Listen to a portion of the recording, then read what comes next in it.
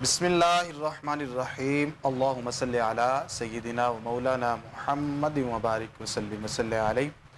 अस्सलामु अलैकुम नाज़रीन, प्रोग्राम हय्या अल फलाह में खुश आमदीद और मैं हूं आपका मेज़बान सैयद ज़ैनुल रज़ा। नाज़रीन, इस प्रोग्राम के अंदर आप हमें लाइव कॉल्स करते हैं और अपने मसाइल से हमें आगाह करते हैं। वो मसाइल रूहानी एतबार से भी होते हैं और जिस्मानी एतबार से, और फिर आपको हम जितने भी आपके सवालात होते हैं उन सब का कुरान और सुन्नत की रोशनी के अंदर जवाब देते हैं। नाज़रीन, आज जो शख्सियात हमारे साथ जवाब देने के लिए मौजूद हैं निहायत मुमताज़ उलमाए किराम हैं। आप इन्हें अक्सर कोह नूर की स्क्रीन पर देखते रहते हैं। पहले जो मेहमान हमारे पास मौजूद है जनाब हज़रत अल्लामा मौलाना पीर हफ़ीज़ुल्लाह सोहरवर्दी साहब। अस्सलामु अलैकुम पीर साहब। जी वालेकुम अस्सलाम व रहमतुल्लाहि व बरकातुहू। इनके साथ दूसरी शख्सियत जनाब हज़रत अल्लामा डॉक्टर वकास जाफ़र शमसी साहब। अस्सलामु अलैकुम डॉक्टर साहब। वालेकुम अस्सलाम व रहमतुल्लाह। नाज़रीन, इन शख्सियात से आप अक्सर इस्तिफ़ादा करते रहते हैं। ये आपकी रहनुमाई के लिए हमारे पास तशरीफ़ लाते हैं और आपके जो सवालात होते हैं उनका कुरान और सुन्नत की रोशनी के अंदर जो है वो जवाब देते हैं। आप भी हमें कॉल कर सकते हैं। आपके जो पैगामात हमें खतूत के ज़रिए पहुँचते हैं वो भी हम प्रोग्राम का हिस्सा बनाएंगे, और या मैसेजेस के ज़रिए हम तक पहुँचते हैं वो भी हम हिस्सा बनाएंगे, और आपकी जो कॉल्स होगी वो भी हम शामिल करेंगे। आपके टीवी की स्क्रीन पर हमारा नंबर चल रहा है, आप वहाँ से नंबर नोट करके हमें किसी भी किस्म का कोई भी मसला हो तो आप हमारे साथ ज़रूर डिस्कस कर सकते हैं इंशाअल्लाह अज़ीज़। अल्लाह रब्बुल इज़्ज़त आपको जो वज़ाइफ बताए जाएंगे उनके तुफ़ैल, उनको पढ़ने के तुफ़ैल आपके जो मामलात हैं वो हल फरमा देगा। पीर हफ़ीज़ुल्लाह साहब, आपसे आगाज़ करते हैं। देखिए कि अक्सर जो हमारे मुआशरे में एक चीज़ है जली अमल, ये इनका अक्सर ये होता है कि लोग इनके पास जब जाते हैं तो पहले दम दरूद और कुरानी आयात पढ़कर सुनाते हैं, फिर उसके बाद यूँ होता है कि जब एक सिलसिला उनका काम नहीं हो पाता या वो जो मतलूबा वो जो काम करना चाह रहे होते हैं वो नहीं कर पाते, तो फिर वो जो लोग होते हैं उनसे कहते हैं कि आप काले जादू से, क्योंकि आपको जल्दी है तो आप काले जादू से आप काट करवा लीजिए, उससे काम जल्दी हो जाता है क्योंकि आप पर काला जादू हुआ है। तो फिर ये ऐसा करना कैसा है? और जो हमारे मरीज़ हज़रात होते हैं, ये जो हाजतमंद हज़रात होते हैं, वो इस सूरत के अंदर क्या करें? बिस्मिल्लाहिर्रहमानिर्रहीम। अल्लाहुम्मा सल्लि अला सय्यिदिना व मौलाना मुहम्मद व अला आलि सय्यिदिना व मौलाना मुहम्मद व बारिक वसल्लम अलैहि।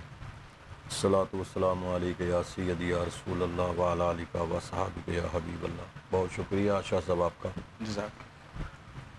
आप हमेशा ऐसे जो बातें हैं उनकी तरफ निशानदेही करते हैं कि जिनकी माशरे के अंदर बहुत ज़रूरत है। जज़ाकल्लाह। माशरा हमारा बेसिकली जो अफराद से बनता है वो काफ़ी बिगड़ चुका है।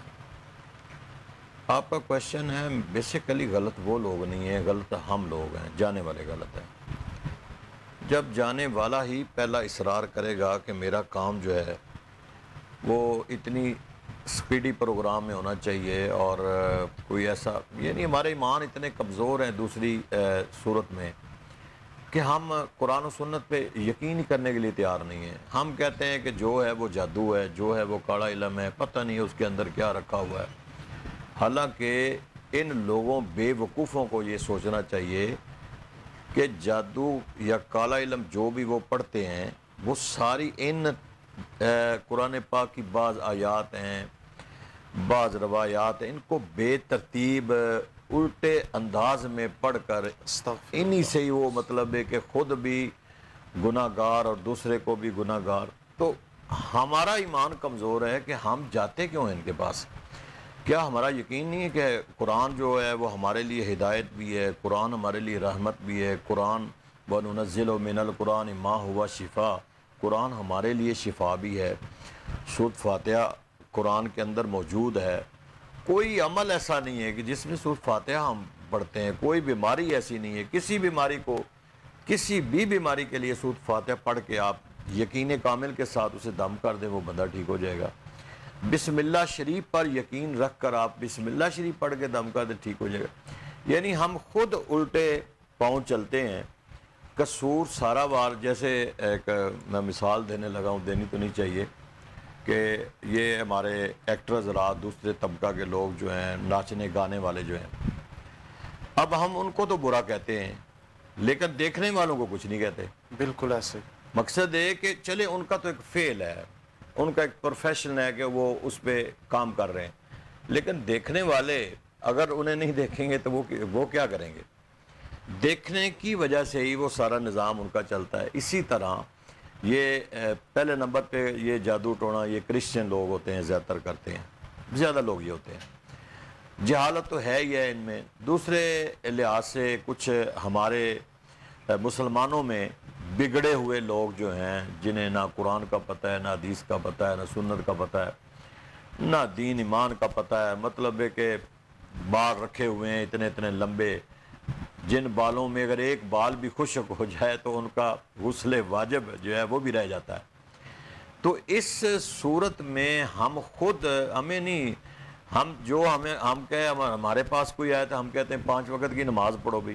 ہم ٹی وی پر بیٹھ کر سب سے پہلی تلقین یہی کرتے ہیں کہ جس نے 5 وقت کی نماز نہیں پڑھنی وہ ہمارا وظیفہ نہ پڑھے, وہ ہمارے وظائف کو نہ پڑھے, کیونکہ ہمارا وظائف جو ہم بتا رہے ہیں وہ نماز کے ساتھ ہے. جب تک آپ پاک نہیں ہوں گے, وضو میں نہیں ہوں گے, نماز نہیں پڑھیں گے, قرآن نہیں پڑھیں گے, آپ وظیفہ شروع کر دیں, ایسے وظائف کام کریں گے آپ کے. شیطانی کام تو جتنے یہ جادو ٹونے کے ہیں یہ ایک شیطانی عمل ہے. اس میں جتنا آپ اپنے آپ کو ناپاک رکھیں گے, کیونکہ وہ خود کالا علم کرنے والے خود ناپاک لوگ ہیں, اور وہ ناپاک لوگ آپ جیسے پاک لوگوں کو پاک تو نہیں کریں گے, وہ بھی ناپاک کریں گے. جو چیز بنا کے دیں گے, جو پڑھنے کو دیں گے, وہ ناپاک چیز ہوگی. تو اس لیے سارا مدعا ان پہ ڈال دینا ہمارے لوگوں کی, ہمارے ایمان کمزور ہیں, ہماری وجہ سے وہ لوگ اپنے کاروبار بنا کے بیٹھے ہیں. کچھ فائدہ نہیں ہے. فائدہ اللہ اس کے رسول کی تعلیمات میں ہے. ہم آج کہتے ہیں کہ ہم بڑے پریشان ہیں, جس کو پوچھیں وہ کہتا ہے ہم پریشان ہیں. بھئی پریشانی آپ کی ختم ہی نہیں ہو سکتی. ہم دین سے دور ہو چکے ہیں, اللہ اس کے رسول کی اتباع چھوڑ چکے ہیں. قرآن ہمارے لیے ہدایت ہے, رحمت ہے, ہمارے لیے شفا ہے, ہم قرآن کو پڑھنا چھوڑ گئے ہیں. پھر ہم کہتے ہیں کہ سپیڈی پروگرام ہمارا ہونا چاہیے. بس ایسے بابے کے پاس جائیں, نہ نیتی نہ قضا کیتی, وہ تو جہنم میں جائے گا ہی جائے گا, لیکن جانے والے جو ہیں اس کے پاس ان کو بھی ساتھ لے کے جائے گا. بے شک. تو اس لیے میری ناظرین سے گزارش ہے کہ ایسے لوگوں کے پاس مت جائیں. خدا کے واسطے یہ لوگ کوئی تمہارے رب نہیں ہیں, یہ لوگ تمہارے کوئی اتنا ان کے پاس کوئی عمل نہیں ہے, کچھ بھی نہیں ہے. شاہ صاحب ان کے پاس ٹوٹکے ہیں. مطلب یہ کہ وہ مر گئے, جو جن کے پاس کوئی کاڑے علم ہوتے تھے نا, وہ بڑے عامل ہوتے تھے, وہ لوگ مر گئے ہیں. اب جتنے لوگ بیٹھے ہیں ان کے ٹوٹکے ہیں, پوٹھے سیدھے بس ٹوٹکے بنا کے وہ لوگوں کو گمراہ کرنے کے لیے بیٹھے ہیں, پیسے لوٹتے ہیں. یہ لوگ بھی خوشی خوشی ان کو پیسے دے کے آتے ہیں, لیکن جب انہیں کہیں کہ اللہ کے واسطے نماز پڑھیں, نماز پڑھنی ہماری قوم کے لیے بہت مشکل ہے. ایسے اگر سروے کیا جائے جو لوگ ان لوگوں کے پاس جاتے ہیں تو پوچھا جائے تو تقریباً میرے خیال سے 90% یہ لوگ کہیں گے کہ ہمارا کام نہیں ہوا. یہ بھی ایک ہم لوگوں کے شاہ صاحب ان کے پاس ہیں نا, تو وہ یہ جواب ہے ہی کچھ نہیں, ان کے پاس ہے ہی کچھ نہیں. یہ صرف جہالت ہے, کچھ نہیں ہے. جو آپ کہتے ہیں نا کہ یہ بڑا جادوگر ہے ہی کسی کے پاس کچھ نہیں ہے. بالکل ناپاک لوگ بیٹھے ہوئے ہیں, ٹوٹکے پڑھتے ہیں, قرآن پاک کی آیات کو الٹ پلٹ کر کے پڑھتے ہیں. اتنا سخت گناہ ہے, بے شک. جانے والا جتنا وہ کرنے والا گناہ گار ہے, اتنا جو ان کے پاس جاتا ہے کروانے کے لیے, بالکل, وہ اس سے کئی گنا زیادہ گناہ گار ہے. ڈاکٹر وقاص جعفر بھی موجود ہیں, ان کے بھی اس حوالے سے رائے لیتے ہیں. ڈاکٹر صاحب, آپ بھی حالات حاضرہ کے حوالے سے بڑی اچھی نظر رکھتے ہیں اور ہر حوالے سے آپ گفتگو کرتے ہیں. ایسے لوگوں میں فرق کیسے ہوگا؟ دیکھیے کہ ہم بھی وظائف بتا رہے ہیں, ہم بھی لوگوں کی خدمت کر رہے ہیں. کچھ لوگ جو ایسے ہیں کہ جو دین سے بہت دور ہیں, جن کا دین سے کوئی تعلق نہیں ہے, لیکن وہ جبہ داڑھی اور وہ سارے معاملات بنا کر بیٹھے ہیں. تو ہمیں کیسے فرق ہوگا کہ یہ ٹھیک ہے, یہ غلط ہے؟ ذرا اس حوالے سے رہنمائی فرمائیں. بسم اللہ الرحمن الرحیم. بہت بہت شکریہ آپ کا. شاہ صاحب عرض یہ ہے کہ اللہ تعالیٰ نے دو قوتیں خود کریٹ کی ہیں، ایک خیر ہے اور ایک شر ہے، اور اللہ تعالیٰ نے خیر میں اور شر میں تمیز کرنے کا جو طریقہ کار ہے وہ بھی اللہ تعالیٰ نے ہمیں عطا فرمایا۔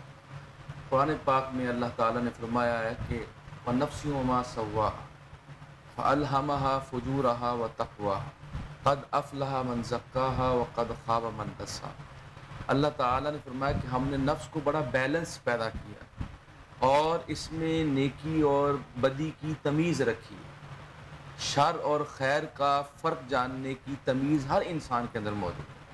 اور آگے فرمایا قد افلح من زکاہا وقد خاب من دساہا، جو اپنے نفس کی اصلاح کر لیتا ہے وہ کامیاب ہو جاتا ہے، اور جو اس کو ناپاک کر لیتا ہے تو وہ گمراہ ہو جاتا ہے اور وہ ناکام ہو جاتا ہے۔ تو سمپل سی بات یہ ہے کہ اللہ تعالیٰ نے جب آپ کو دو راستے بتائے ہیں اور اللہ نے اپنے راستے کا بتایا کہ وہ صراط مستقیم ہے، اور وہ صراط مستقیم کیا ہے؟ جو اللہ تعالیٰ کے بھیجے ہوئے انبیاء ہیں، سرکار دو عالم صلی اللہ علیہ وسلم خاتم النبیین ہے، اس کے بعد ان کو فالو کرنے والے صحابہ اہل بیت ہیں، اس کے بعد اولیاء اللہ ہیں، اس کے بعد جو ہے وہ صالحین ہیں، علماء ہیں۔ تو ان کا جو طریقہ کار ہے، ان کا جو راستہ ہے، وہی صراط مستقیم ہے۔ تو جو لوگ اس پہ ایمان رکھتے ہیں، جو اس کو فالو کرتے ہیں، ان کو قطعاً ان چیزوں کی ضرورت نہیں ہوتی۔ آپ دیکھیے یہ بات بحث الگ کر رہے ہیں کہ ان کو فائدہ ہوتا ہے یا نہیں ہوتا، ان کا کام ہوتا ہے یا نہیں ہوتا۔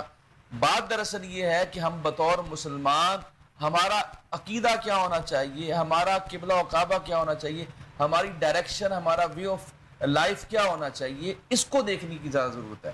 تو ہماری جو ڈائریکشن ہے وہ یہ ہے کہ جو سرکار دو عالم صلی اللہ علیہ وسلم نے ہمیں بتایا ہے، حضور اکرم صلی اللہ علیہ وسلم نے کاہن کے پاس جانے سے منع فرمایا ہے، جادوگر کے پاس جانا کفر ہے اور یہ شرک کے زمرے میں آتا ہے، لہٰذا آپ کا کام ہو یا نہ ہو یہ الگ بحث ہے، یہ تو بات کی بات ہے۔ یہ اس سے پہلے جب سرکار دو عالم صلی اللہ علیہ وسلم ہمیں منع فرما رہے ہیں کہ آپ نے ان کے پاس جانا ہی نہیں ہے، تو پھر ایک بطور مسلمان کیسے کوئی کام کے لیے وہاں جا سکتا ہے؟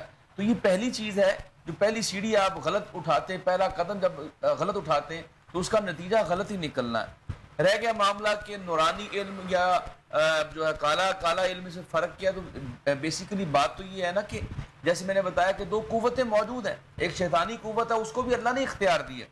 تو اگر کسی کا کوئی کام ہو جاتا ہے اور شیطانی قوت سے اگر وہ ہو بھی جائے، جیسے ابھی فرما رہے تھے علامہ صاحب کہ وہ تقریباً ناپید ہو گئے ہیں جو بڑے عامل تھے یا جو اس طرح کا کام کرتے تھے، علامہ صاحب بہت اچھی بات ہے، لیکن اگر موجود بھی ہیں تو دیکھنا یہ ہے کہ آپ نے اپنا کام کو پرائیورٹی دینی ہے کہ اللہ کے اور اس کے رسول کے فرمان کو پرائیورٹی دینی ہے۔ تو جب رسول اللہ صلی اللہ علیہ وسلم نے واضح طور پہ منع فرمایا ہے، اللہ تعالیٰ نے واضح طور پہ آپ کو کہا ہے کہ آپ کی ڈائریکشن وہ ہونی چاہیے جو اللہ تعالیٰ نے آپ کو جس کو مینشن کیا ہے، جس کے اوپر رسول اللہ صلی اللہ علیہ وسلم نے کاربند فرمایا ہے، جس کے بعد صحابہ اہل بیت اور دیگر تابعین تبع تابعین جس کو فالو کرتے آئے ہیں، ہمیں تو اس ڈائریکشن کو دیکھنا ہے، اس سمت کا تعین کرنا ہے۔ تو اس کے اندر نہ کالے جادو کی کوئی گنجائش ہے، نہ کسی عامل جو اپنا کالا علم کرتا ہے اس کے پاس جانے کی گنجائش ہے، نہ جادوگر کے پاس جانے کی گنجائش ہے۔ تو وہ تمام چیزیں جو اسلام سے ہٹ کے ہیں، ان تمام چیزوں کو اختیار کرنے کا ہمارے پاس کوئی مجاز ہی نہیں ہے، کوئی ہمارے پاس وجہ ہی نہیں ہے۔ تو لہٰذا پہلی چیز جو ہمیں ناظرین کو بتانے کی ضرورت ہے وہ یہ ہے کہ آپ اس چیز کو چھوڑ دیں کہ آپ کا کام ہوگا یا نہ ہوگا، یہ تو بحث ہی الگ ہے۔ بات یہ ہے کہ ہم نے بطور مسلمان ان کے پاس جانا ہی نہیں ہے تاکہ ہمارے ایمان کی حفاظت ہو سکے۔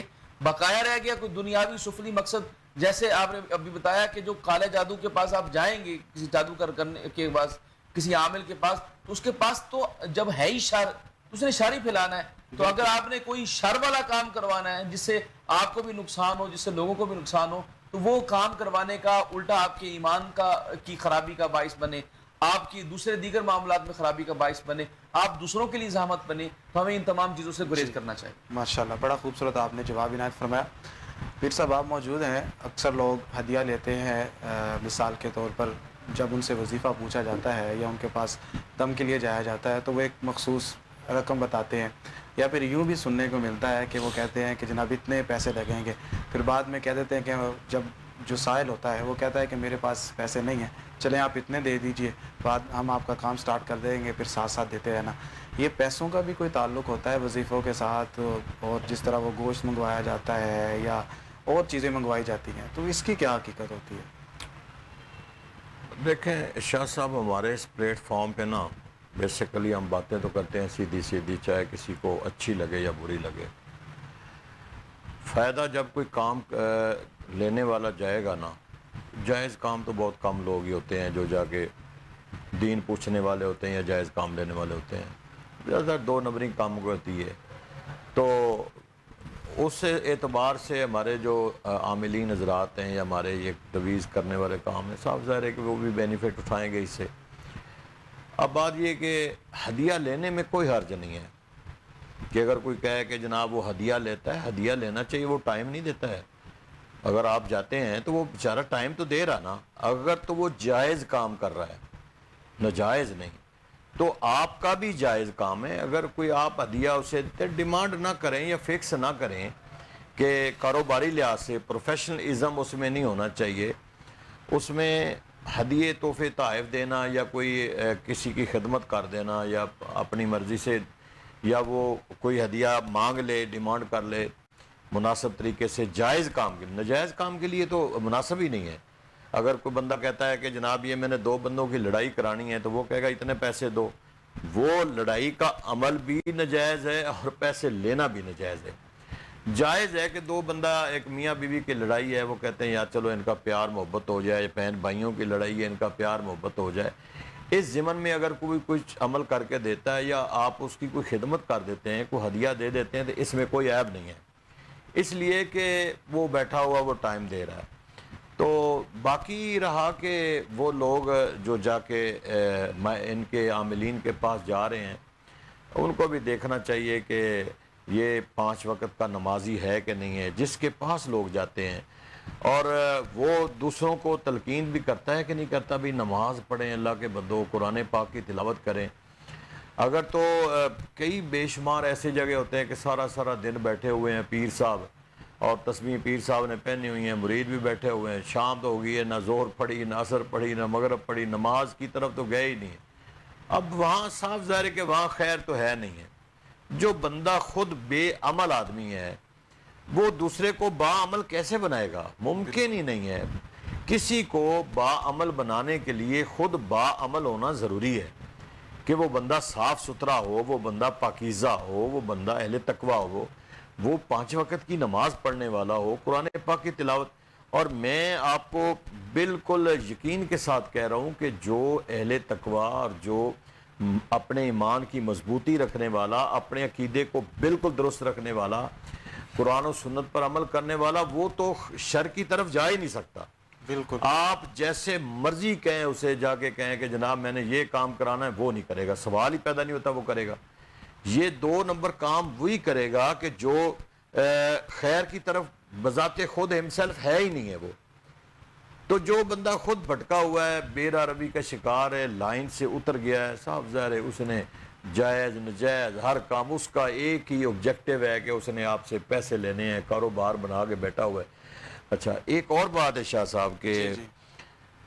اب ایک پیر صاحب بالفرض بے شمار پیر صاحب ہیں، انہوں نے کوئی 1,00,000 2,00,000 پہ انہوں نے کوٹھی لی ہوئی ہے کرائے پہ، اور وہاں جا کے بیٹھے ہوئے ہیں اور یہ کام شروع کر دیا ہے. تو کیا کرے گا وہ مطلب ہے کہ اب 1,00,000 روپیہ کرایہ دینے کے لیے وہ فیس بھی اللہ کام تو نہیں کرے گا. بالکل. وہ تو جو اس کا تو ایک کاروبار ہے نا، وہ تو کاروبار بنا کے بیٹھے گا. 1,00,000 روپیہ اس نے وہ کرایہ بھی دینا ہے، اس نے 50,000 بل بھی دینے ہیں، اس نے 4 ملازم رکھے ان کی تنخواہیں بھی دینی ہے. صاف ظاہر ہے پھر وہ پروفیشنلزم میں آ کے لوگوں کے ہر جائز نجائز وہ سارے کام کرے گا. لیکن جو بندہ شریعت پہ چلنے والا ہے نا، وہ میرا خیال ہے کہ شر کی طرف نہیں جائے گا، وہ خیر کی طرف ہی جائے گا. آپ جا کے بیٹھیں گے، وہ کہے گا اچھا یار کوئی فائدے کا تویز لینا ہے تو مجھ سے لے لیں، کوئی دم فائدے کے لیے کرانا ہے تو کرا لیں، لیکن دعا کرانی تو کرا لیں. اگر آپ کہیں کہ یہ غلط ہو جائے، یہ لڑائی ہو جائے، یہ بندہ ویسے ہی دنیا سے چلا جائے، تو میرا خیال ہے کہ شاہ صاحب وہ کرنے کے لیے تیار نہیں ہوتے. ماشاءاللہ، بے شک آپ نے بڑا خوبصورت بتایا ہے. ناظرین یہ دیکھ لیجئے کہ آپ کو کس طرح ہم ہر بات جو ہے وہ بالکل وضاحت کے ساتھ بتا رہے ہیں، آپ تاکہ لوگوں کے ساتھ جب آپ معاملات کریں اس طرح کے، یا آپ کسی سے وظیفہ پوچھنے کے لیے جائیں، تعویذ لینے کے لیے جائیں، تو آپ کم از کم یہ خیال کریں کہ وہ بندہ ہے کیسا، پہلے اس پر خود جو ہے وہ آپ نظر رکھیں، جانچ پڑتال کریں، لوگوں کی باتیں سنی سنائی باتوں پر نہ جائیں۔ مطلب ایسے ہی کوئی بندہ آتا ہے، اس کا حلیہ اگر بڑے بڑے بال ہوں، یا وہ گلے کے اندر جناب اس نے کیا وہ لاکٹ پہنے ہوتے ہیں اور تسبیحیں پہنی ہوتی ہیں، تو وہ دیکھ کے ایسا حلیہ لگتا ہے کہ چھ جیسے مدریاں جی دونوں بالکل، طرف۔ وہ ایسے لگتا ہے جیسے یہ بڑا کوئی ہوگا، تو وہ لوگ اس کے حلیے سے متاثر ہو کے اس کے پاس چلے جاتے ہیں۔ تو ایسا نہیں ہوتا، بلکہ جو اہل حق ہیں وہ اس چیزوں سے منع کرتے ہیں۔ انگوٹھی بھی ایک ہی پہن سکتے ہیں، اور اس کے ساتھ جو بال ہیں وہ بھی کندھوں سے نیچے نہیں ہونے چاہیے، اور ایک سنت کے مطابق اگر طریقہ ہوگا جس کا، تو وہی آپ کو وظائف وہ بتائے گا سنت کے مطابق، جو قرآن و سنت سے ثابت ہوں گے۔ آپ ہمیں کال بھی کر سکتے ہیں، آپ کے ٹی وی کی سکرین پر ہمارا نمبر چل رہا ہے، آپ وہاں سے نمبر نوٹ کریں اور ہمیں جو ہے وہ کال کریں۔ اچھا ڈاکٹر صاحب، ایک ایشو چونکہ ہم حالات حاضرہ کے حوالے سے بات کر رہے ہیں، ایک ایشو یہ بھی ہوتا ہے کہ محلے میں یا شہر کے اندر کوئی بندہ آتا ہے، اس کے بارے میں افواہ پھیل جاتی ہے کہ اس نے فلاں کا یہ اتنا بڑا کام تھا کر دیا، لیکن حقیقت میں کچھ نہیں ہوتا، اور جو ہماری خصوصاً خواتین ہیں یا کچھ وہمی لوگ ہوتے ہیں، وہ ان چیزوں سے بڑا متاثر ہو جاتے ہیں، اور وہ ایک دلیل کی بنیاد پر وہ اتنا کچھ لٹا دیتے ہیں اور خالی کر دیتے ہیں۔ ایسے لوگوں کو اگر ذہن ان کا صاف کرنا ہو، یا ان کے سامنے ان کی حقیقت لانی ہو، تو کیا کیا جائے؟ خصوصاً عورتیں قائل نہیں ہوتی، ان کو کیسے قائل کیا جائے، کیا طریقہ اپنایا جائے؟ جی، پہلی چیز تو یہ ہے کہ سرکار دو عالم صلی اللہ علیہ وسلم کا جو فرمان عالی شان ہے کہ عورتیں جو ہیں وہ ناقص فی الدین ہیں، دین کے حوالے سے ناقص ہیں، ناقص فی العقل بھی ہیں، جذباتی ہوتی ہیں اور جلدی اعتبار کر لیتی ہیں مختلف چیزوں کو، جس طرح سے آپ حوالہ دے رہے ہیں۔ تو ابھی علامہ صاحب فرما رہے تھے، دیکھیں جو عاملین ہے ہدیہ لینے میں تو کوئی حرج والی بات نہیں ہے جیسے کہا گیا، لیکن آپ دیکھتے ہیں کہ ایک واقعہ مجھے یاد آیا کہ وہ علامہ اقبال کے ایک اپنا دوست تھے، وہ بھی پیر تھے، تو وہ ان کے پاس گئے علامہ اقبال سے ملنے کے لیے، تو ایک شخص آیا اور شخص نے آگے کہا کہ حضرت میں مقروض ہوں اور مجھ پہ بڑا 100 روپیہ قرض جو ہے وہ چڑھ گیا ہے، تو آپ مہربانی دعا کیجئے اور میرے لیے کوئی حل بتائیں۔ تو جاتے جاتے 5 روپے جو ہے وہ ہدیہ دے گیا اس دور کے اندر اس دور کے اندر، تو وہ 5 روپے ہدیہ دے گیا، تو زیر لب جو ہے نا وہ علامہ اقبال مسکرائے۔ تو جب وہ چلا گیا سائل، تو آپ نے کہا کہ آپ کیوں مسکرا رہے تھے، آپ نے جو ہے وہ میرا معاملہ خراب کر دینا، آپ کیوں مسکرا رہے تھے؟ کہہ رہے میں تو آپ کی زندہ کرامت دیکھ رہا ہوں کہ یہ جب شخص آیا تھا تو یہ 100 روپے کا مقروض تھا، جب یہ گیا تو یہ 105 کا مقروض ہے۔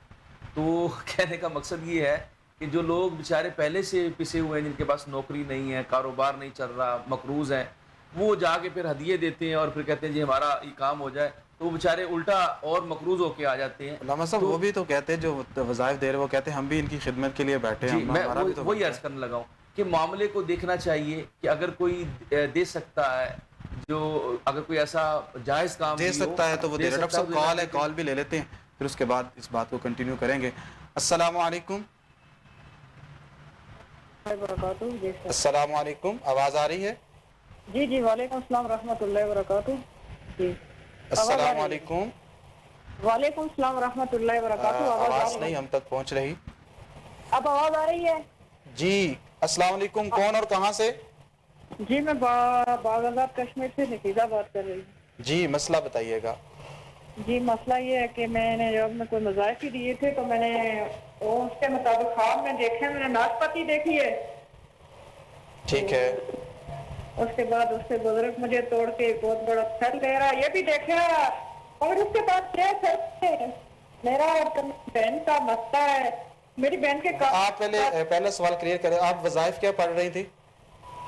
وظائف جو میں نے پڑھے ابھی آپ نے کچھ مجھے دیے تھے، تھوڑا میں گھر سے دور ہوں، وہ میں نے موبائل میں کچھ کیے ہوئے تھے دوسرے میں۔ اچھا، اس میں آپ نے یہ دیکھا ہے کہ ایک بزرگ ہیں وہ آپ کو ناشپاتی توڑ کر دے رہے ہیں؟ اس کے پھل بھی توڑ کر دے رہے ہیں، اور اس پھل سے میں ایک پھل اپنی بہن کو بھی دے رہی ہوں۔ ٹھیک ہے بہن اور اس کے بعد میری بہن کے بہت رشتے بھی آئے ہیں ماشاءاللہ۔ اچھا، और मगर मेरे रिश्ते का ये मसला है कि मैंने ये मौलाना साहब के कहने पे इस रिश्ते वो मैं कह रही हूँ मैं इस रिश्ते का मुतफिक हूँ, मगर आप इस रिश्ते का मेरा एक बार जरूर देख लें। मेरा नाम आप ऐसे करें, अपना नाम बताएं, अपनी वालदा का नाम बताएं, सिस्टर का नाम बताएं और वालदा का नाम। जी मेरा नाम निफीजुल है और मेरी वालदा का नाम आसमा जैन है। ठीक है। और मेरी सिस्टर का नाम तस्लीम है। ठीक है, ठीक है, आप हमारे साथ रहिए, अभी आपको बता दें। डॉक्टर साहब, ये आप ही से सवाल किया गया था कि हमारी बहन ने रिश्ते के लिए पूछा था, अपनी बहन के लिए और अपने लिए, तभी वो जो वज़ाइफ पढ़ रही हैं उस हवाले से एक तो ख्वाब उन्होंने देखा है, तो मैं चाहता हूँ कि आप ही इनका जवाब इनायत फरमा दें। जी, जो ख्वाब उन्होंने देखा है उस हवाले से तो ये है कि अगर कोई चीज़ आपको बतौर फल दे तो उसका माना होता है कि अल्लाह ताला ने आपको किसी नेमत से नवाजना है, फिर रिश्ते भी आ तो वो चुके हैं। रिश्ते भी आ चुके हैं। इसी तरह अगर कोई शादीशुदा जोड़ा अगर ये देखता है तो अल्लाह ताला औलाद के हवाले से जो है वो उलमा कहते हैं कि अल्लाह ताला खुसूसन सेब का देखना या सेब का मिल जाना जो है वो बेटे की अलामत होती है कि अल्लाह ताला ने आपको बेटा अता करना है। तो कोई ना कोई नेमत अल्लाह ताला इस बहन को देगा, अल्लाह ताला उसकी हवाले से इंडिकेशन है। और बकाया वो वजीफ़ा उन्होंने कहा है उसको पढ़ते हैं, ज़ाहिर है उससे इनको फ़ायदा ही हुआ है। और कह रही थी जो वजीफ़ा है मैं उससे मुत्तफिक हूँ, लेकिन आगे मैं क्या करूँ? बस उसको पढ़ते रहे, कंटिन्यू करते रहे जब तक कि वो आपका मामला हल नहीं होता, और जो आप जिस तरह बताया गया था उसको कंटिन्यू करें, अल्लाह ताला खैर करेगा। माशाल्लाह। बहन आप इसको पढ़ते रहिए, आप जिस तरह कह रही थी कि मैं रिश्ते से मुत्तफिक भी हूँ, इंशाल्लाह आपको और भी इशारे मिल जाएंगे। वैसे ये भी इशारा आपके लिए काफ़ी है, आप ज़रूर इन वज़ाइफ को पढ़िए। अल्लाह रब्बुल इज़्ज़त की तरफ जो है वो उम्मीद का दामन वो वाबस्ता रखिए, अल्लाह ताला से जोड़ी रखिए अपनी उम्मीद का दामन, इंशाल्लाह आपके लिए भी बेहतर होगा, आपकी सिस्टर के लिए भी जो है वो बेहतर होगा। नाज़रीन, हम कॉल्स आपकी लेना शुरू हो चुके हैं, आपकी कॉल्स हम ले रहे हैं। आप कॉल करके अपने जितने भी आपके मसाइल हों उनसे हम हमें जो है वो बता दीजिएगा। जो भी आपका मसला हो, रूहानी एतबार से हो या जिस्मानी एतबार से हो, हम सब की जो है वो रहनुमाई करेंगे इंशाअल्लाह उल अज़ीज़। फिर सब मैं आपकी तरफ आता हूँ कि अक्सर जिस तरह लोगों के ख्वाब होते हैं, ख्वाब का कौन सा टाइम होता है कि सुना है कि कुछ ख्वाब ऐसे होते हैं कि अगर मतलब फ़र्ज़ करें कि रात का जो अव्वलीन हिस्सा है उसमें अगर ख्वाब आए तो वो उसके कबूल होने के कोई इतना ज़्यादा चांसेस नहीं होते, या वो देर से कबूल होता है। तो कौन सा वक्त ऐसा होता है कि जिसमें ख्वाब जो होते हैं वो ठीक होते हैं, मतलब कि सच्चे होते हैं, और कौन सा वक्त ऐसा होता है कि जिसका ख्वाब का कोई एतबार नहीं होता? और इस हवाले से ये भी एक कहा जाता है कि अगर इंसान सीधा लेटा है तो वो ख्वाब ठीक नहीं होता, अगर इंसान करवट के बाद लेटा है तो वो ख्वाब सच्चा होता है। तो इस हवाले से मैं रहनुमाई फरमा दें। शाह साहब, पहली बात तो ये है कि हमको इतने नेक लोग नहीं हैं कि हमारे ख्वाब सच्चे होंगे। ख्वाबों की हकीकत मौजूद है, मतलब एक ख्वाब की हकीकत तो मौजूद है कि ख्वाब है। ख्वाब अंबिया के सच्चे होते हैं, अल्लाह के बरगुज़ीदा नेक लोग, मुत्तकी परहेज़गार, उनके ख्वाब सच्चे होते हैं। हम जैसे गुनाहगार लोग जो हैं या आम पब्लिकली लोग जो हैं जो सवाल करते हैं, हमारे मुतल्लिक बेसिकली अगर आप तफसीर नईमी का मुताला थोड़ा सा करें तो मुफ्ती अहमद यार ख़ान ने ख्वाबों की थोड़ी सी डेफिनेशन ये भी कर दी है कि जो एक तो उन्होंने कहा कि एक जब ख्वाब की दो किस्में बताई कि एक दो रूहें हैं कि जिस तरह एक रूह का ताल्लुक़ तुम्हारी नींद के साथ है और एक रूह का ताल्लुक़ जो है वो तुम्हारी मौत के साथ है।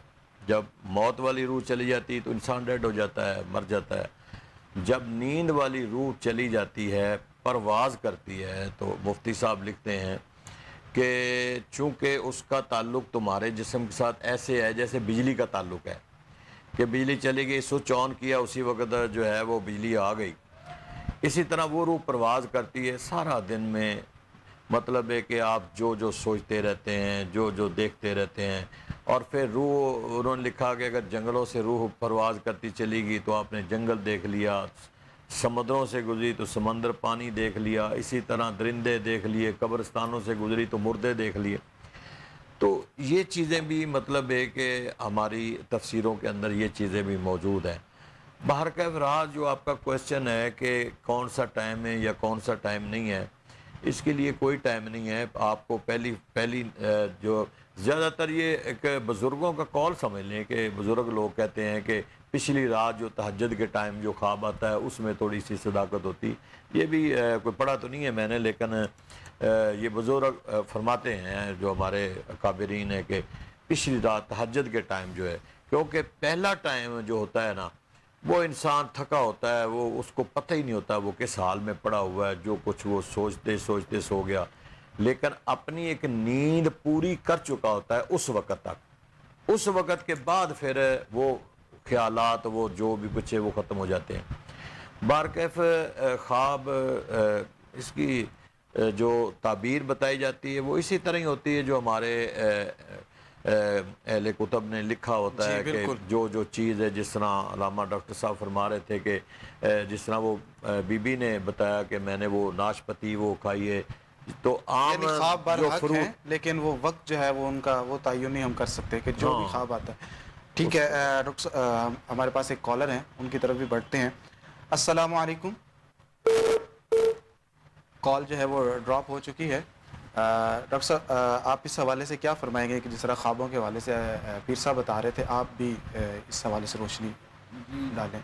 جو ابھی پیر صاحب فرما رہے تھے اس میں واقعی سچائی ہے کہ بطور مسلمان، بطور مومن جیسے ہمارے حالات ہونے چاہیے، جیسے ہمارے اعمال ہونے چاہیے ویسے نہیں ہیں. تو اس وجہ سے خوابوں کا سچا ہونا جو ہے وہ بھی اس کے اوپر ہی ڈیپینڈ کرتا ہے کہ جو سارا دن آپ نے دیکھا کہ ڈاکٹرز تو یہ کہتے ہیں، سائیکیٹرسٹ جو ہیں یا سائیکالوجسٹ جو ہیں وہ کہتے ہیں جو آپ نے سارا دن کیا ہوتا ہے وہی آپ کو رات کو اس کے خواب کے اندر آپ دیکھتے ہیں. لیکن یہ ڈیپینڈ کرتا ہے کیونکہ کتاب الرؤیا کے باقاعدہ باب باندھے گئے ہیں جو ہے وہ احادیث مبارکہ کے اندر، اور ظاہر ہے یہ ایک واقعی، اور حضور اکرم صلی اللہ علیہ وسلم نے اس کو سچے خوابوں کو جو ہے وہ نبوت کا جو ہے وہ حصہ بھی قرار پایا. تو اور آپ دیکھتے ہیں کہ سرکار دو عالم صلی اللہ علیہ وسلم کو بھی 30 سال کی عمر میں ایک سلسلہ تھا، 4-5 سال جو آپ کو جو خواب آتے رہے، اور اس کے اندر وہ ساری چیزیں نبوت کا اعلان سے پہلے جو چیزیں آپ نے دیکھی.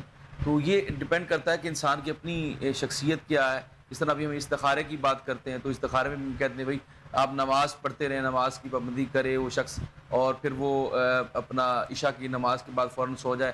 ہم تو اب رات کو سوتے ہی نہیں ہیں، لوگ اکثر شہروں میں تو بالکل نہیں سوتے، اور پھر وہ رات کو دیر تک سوتے ہیں. جو خواب کے سچے ہونے کا وقت ہوتا ہے اس ٹائم ہم جا کے سوتے ہیں، تو وہ پھر خواب کی سچائی کا آپ کس طرح اندازہ لگا سکتے ہیں. لیکن ایک چیز ہے کہ جب انسان کو سچا خواب آتا ہے اور وہ اس کے اندر کوئی حقیقت ہوتی ہے تو وہ انسان کو یاد رہتا ہے. یہ اس کی بہت بڑی دلیل ہے کہ اور اکثر وہ لوگ جن کو خواب کم آتے ہیں ان کو بھی وہ خواب جن کو آتا ہے پھر وہ ان کو خواب یاد رہتا ہے. تو یہ بھی ایک انڈیکیشن ہوتی ہے کہ اللہ کی طرف سے کہ آپ کو وہ خواب یاد رہا، اور اس کی ٹائمنگ جو ہے وہ جیسے کہہ رہے ہیں کہ تہجد کا وقت جو ہوتا ہے وہ خاص وقت ہوتا ہے، اس کے اندر آپ کو جو خواب آئے وہ سچائی کی دلیل ہوتی ہے. تو یہ وہ ساری چیزیں ہیں جو انڈیکیٹ کرتی ہیں جی. اور پھر اس لیے آقا علیہ السلام نے، کیونکہ خواب تو خواب ہے نا، وہ کیسا بھی آ سکتا ہے، تو اس کی تعبیر اچھی کرنی چاہیے. اس لیے حضور اکرم صلی اللہ علیہ وسلم نے فرمایا کہ آپ خواب اس کو سناؤ جو آپ کا خیر خواہ ہو، جو آپ کا دوست ہو، جو اس کی تعبیر بری نہ کرے. جیسے آقا علیہ السلام اپنا خواب جو ہے وہ سیدنا صدیق اکبر کو سنایا کرتے تھے. تو یہ وہ چیز ہے کہ جس کے اوپر آپ کو ٹرسٹ ہو، جس کے پاس اس کا علم بھی ہو، اور وہ آپ سے محبت بھی کرتا ہو، تاکہ اگر کوئی خواب برا بھی آ گیا ہے تو وہ تعبیر اچھی کر دے تاکہ اس کا جو ایفیکٹ ہے وہ نہ پڑے. جی بہتر ہو گیا. پیر صاحب دیکھیے کہ بارشوں کا موسم ہے، گزشتہ دنوں بھی بارشیں ہوئی اور بڑا نقصان ہوا. جب بارش ہو رہی ہوتی ہے تو اکثر لوگ کچھ نہ کچھ پڑھتے رہتے ہیں تاکہ ان کا نقصان نہ ہو. تو میں یہ چاہتا ہوں کہ ہمارے ناظرین کو آپ بتائیے کہ کون سا ایسا وظیفہ پڑھیں کہ جس سے مالی یا گھریلو حوالے سے نقصان نہ ہو، اور دوسرا اگر کسی کا نقصان ہو چکا ہے تو وہ اس کی تلافی ہو جائے، اللہ رب العزت کرم فرمائے، اس کا نعم البدل عطا فرما دے. اس حوالے سے بھی کوئی وظیفہ بتا دیجیے. دیکھیں شاہ صاحب، ہر چیز کے کوئی وظائف تو نہیں ہوتے. رحمت جو ہوتی ہے نا اس کو کسی حال میں بھی روکنے کی کوشش نہیں کرنی چاہیے، لیکن دعا اللہ کے حضور میں یہ ضرور مانگنی چاہیے کہ یا اللہ اس رحمت کو زحمت میں کہیں نہ بدل دینا. کہ دیکھیں نا اب ایک بارش ہو رہی ہے، مسلسل ہو رہی ہے. حضور کے دور میں بھی بارش ہوتی تھی، صحابہ کرام سرکار کی بارگاہ میں جب نہیں ہوتی تھی تو حدیثیں موجود ہیں کہ حضور کی بارگاہ میں سوال کرتے تھے، یا رسول اللہ قحط سالی پڑ گئی، بارشیں نہیں ہو رہی، جانور مر رہے ہیں، انسان جو ہیں گرمی کی وجہ سے مر رہے ہیں، حضور دعا فرماتے، بارش ہو جاتی۔ جب بارشیں مسلسل ہوتی تو وہی رحمت جو ہے وہ ایک زحمت کی صورت ہے کہ اب فصلیں تباہ ہو گئیں بارش کی وجہ سے، مکان گر گئے، جو ہمارے بھی ادھر حشر نشر ہو جاتا ہے، تو وہ پھر اس صورت میں اس چیز سے دعا مانگنی چاہیے کہ یا اللہ رحمت کو رحمت ہی رہنا چاہیے، یہ کسی دوسری شکل میں جو ہے یہ مسلسل مطلب ہے کہ یہ نہ بدل جانا چاہیے۔ تو اس لیے موسم برسات شروع ہے، ہمارا تو نظام ہی ہے شاہ صاحب، آپ دیکھیں نا برسات دیہاتوں کے لیے تو بہت فائدہ مند ہے۔ چاول جو ہے دھان وہ اس وقت کثرت سے تقریباً کمپلیٹ ہو چکی ہے، ان لوگوں کو تو بارش کی ضرورت ہے۔ اگر نقصان ہے تو وہ شہر والے ہیں، شہر والے جو ہیں اگر وہ اناج نہیں تیار ہوگا تو شہر والے کہاں سے کھائیں گے؟ بالکل ہمارا سیوریج سسٹم ٹھیک نہیں ہے کہ ہم صرف نہ ہمارے حکمران کھانے کے لیے بیٹھے ہوئے ہیں، کھائی جا رہے ہیں، بس ایک قومی دولت جو ہے اس کو لوٹ رہے ہیں اور اس کو تباہ کر رہے ہیں، لیکن سیوریج سسٹم مطلب ہے کہ 75 سال سے سیوریج سسٹم ہمارا ٹھیک ہی نہیں ہوا، کسی نے کیا ہی نہیں ہے ایسا ہی کہ کم از کم اس کو تو ٹھیک کریں تاکہ یہ پانی باہر نکلے، یہ دریاؤں ندیوں نالوں میں یہ جائے۔ اب ایک بارش ہوتی ہے نا، ایک بارش ہوتی ہے تو لاہور ڈوب جاتا ہے، کراچی ڈوب جاتا ہے، کل آپ نے اشر دیکھا ہوگا کہ ہاسپٹلوں کے اندر پانی چلا گیا، بالکل ایسا مطلب ہے کہ بحریہ ٹاؤن کا ایک بڑا نام تھا تو کل سارا ڈوبا ہوا تھا۔ یہ تو ہمارا حال ہے، اس لیے بارش اللہ تعالیٰ کی رحمت ہے، بارش ہونی چاہیے، لیکن اللہ کے حضور میں یہ دعا کرنی چاہیے کہ مالک یہ اتنی کہ رحمت برسا جتنی کہ ہم بچ جائیں۔ تو اس کے بعد مالک سے تو دعا ہر حال میں، یہ دونوں روایات تو موجود ہیں نا کہ بارش کے لیے دعا مانگنا کہ بارش ہو جائے، اور پھر بارش کو روکنے کے لیے بھی حضور کی بارگاہ میں سوال کیا گیا۔ تو اس لیے جتنی لمٹ میں بارش ہے آپ کو ضرورت ہے، اس کے بعد اللہ کے حضور میں دعا مانگے کہ مالک یہی رحمت کسی اور جگہ پہ لے جا، یہ بھی ہو سکتا ہے۔ بالکل بالکل، بڑا اچھا آپ نے جواب دیا کہ رحمت جو ہے دعا کرنی چاہیے کہ یہ رحمت صحبت میں نہ تبدیل ہو، اور اللہ تعالیٰ سے رحمت کی جو ہے وہ دعا کرتے رہنا چاہیے۔ ڈاکٹر صاحب آپ کی طرف بھی آنا چاہوں گا کہ جس طرح بھی انہوں نے ہمیں رہنمائی فرمائی بارش کے حوالے سے، تو عموماً ہم دیکھتے ہیں کہ بجلی جب گرجتی ہے تو حضرت بابا فرید گنج شکر رحمۃ اللہ علیہ کا نام لیا جاتا ہے، تو اس کی کیا حقیقت ہے؟ کیا بجلی کنٹرول میں آ جاتی ہے یا وہ ایک واقعہ سنایا جاتا ہے، ساتھ کرامت سنائی جاتی ہے؟ تو آپ اس کو کس طرح دیکھتے ہیں؟ دیکھیے جو معجزات ہیں ان کی دو قسمیں ہوتی ہیں، ایک وہ ظرف مکان رکھتی ہیں، ایک زمان رکھتی ہیں۔ جس کا آپ نے حوالہ دیا اس زمانے کے ساتھ اس کا تعلق تھا کہ وہ جو آپ کی کرامت مشہور ہے تو اس کا تعلق اس زمانے کے ساتھ جو انہوں نے اس وقت کیا۔